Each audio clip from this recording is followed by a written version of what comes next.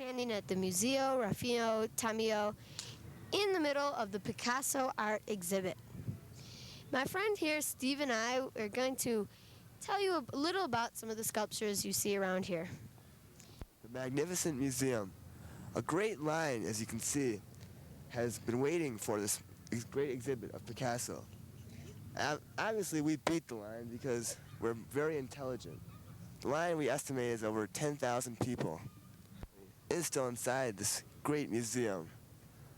But many people are walking around and just really enjoying this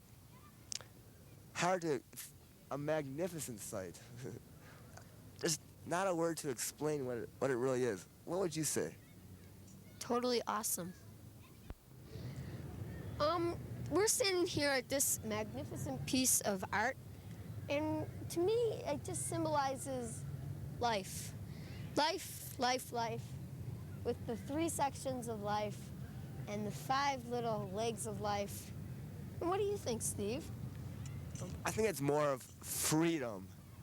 You have the war and the peace and the happiness and also the 5 legs of freedom.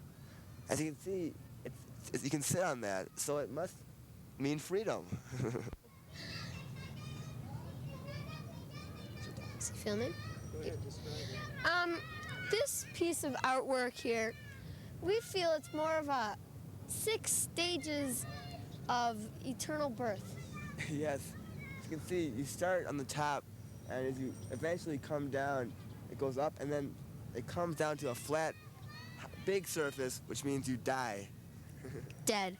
Here in front of this airplane engine, but we feel it's more than that. Steve, would you like to explain our feelings?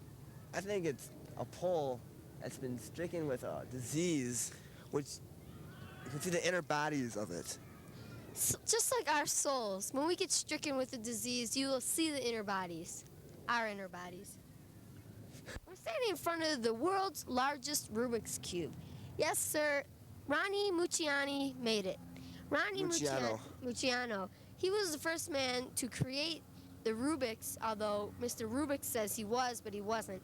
And he's made that art to symbolize his devotion to the art of Rubik's cubing. Yes, we're pleased with his art too. It seems to just inspire us all over the world. From our hearts. Feel this piece of magnificent artwork is Well, it's a thing to look at the sun with. See, if you, from a different angle, you can see the sun through the hole at exactly 3:12 in the afternoon. The sun gets perfectly above that.